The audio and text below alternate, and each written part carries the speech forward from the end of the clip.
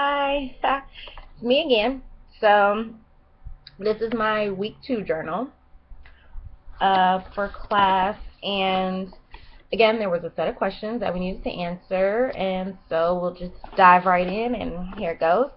So the first was, what is important? Why is it important to complete a readiness assessment prior to starting an exercise program?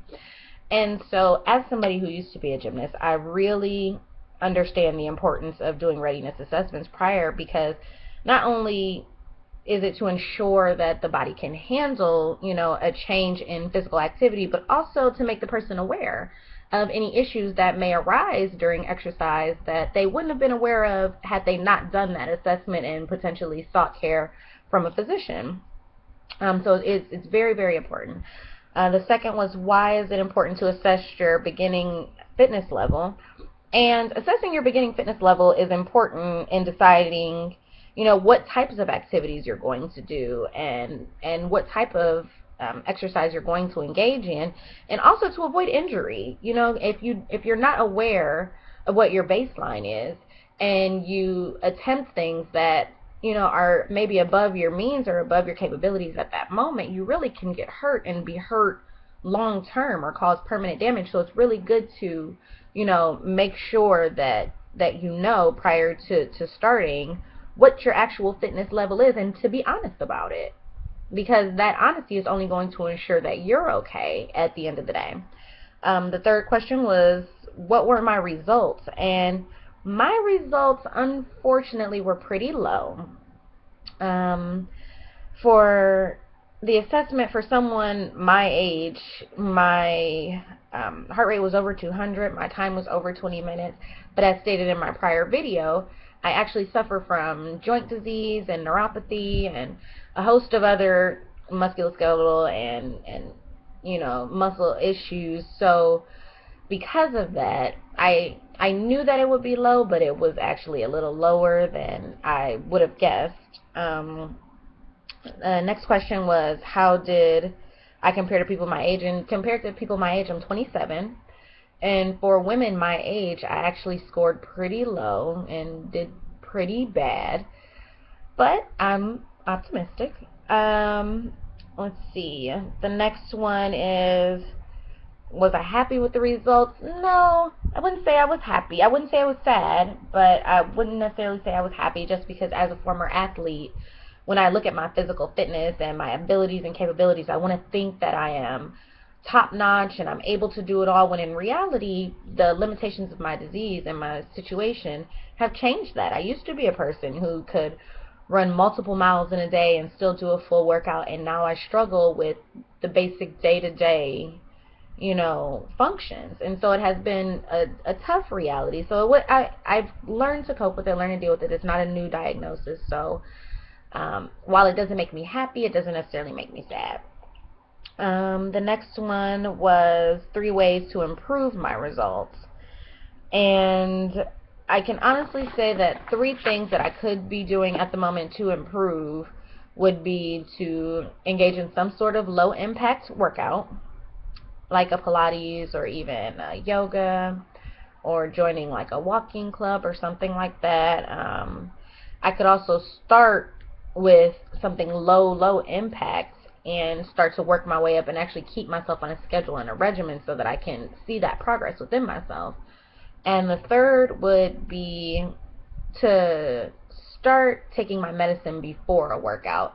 So I typically, when I attempt to work out, won't take any medicine or anything, just because I want my mind clear.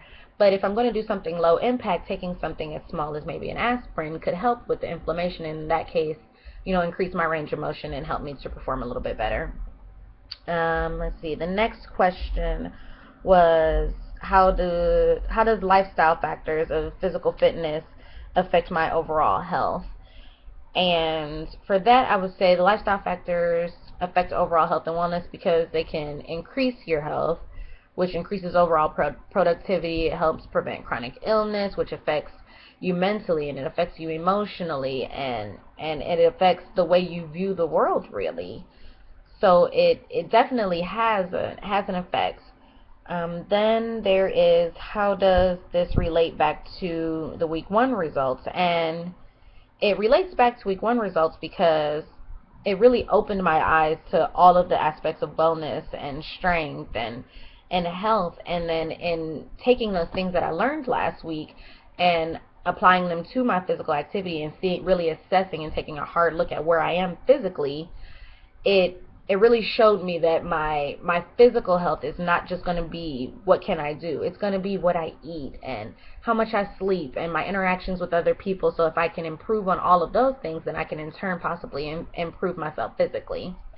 The last question was, which other dimensions of wellness does physical wellness affect and how? And I would say physical wellness affects you emotionally because it increases your endorphins and puts you in a better mood, and it gives you a better self-image, which in turn reflects into how you express yourself to the world, which rolls into social, which would allow you to be more active socially when in a better emotional state, and so it affects it in that way.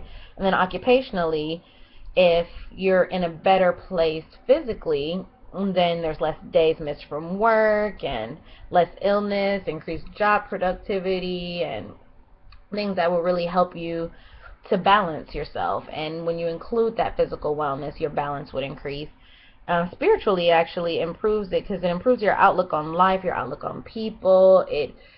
When you struggle, it truly forces you to take a step back and call on that higher power for strength and for focus and just for discernment in the things that you're going to do. So your physical wellness affects all of those things. And then intellectually, it increases your learning and your awareness of your body and the functions, and it tends to, once you start educating yourself about those things, you really want to start educating yourself about other things, and you really want to learn more. So it broadens your outlook and your true image of a lot of things, and it makes you want to learn more. Once you start learning about all of the things that your body can do and how amazing it is, you really want to start learning about all other things and how great other things can be, so it affects you in that way.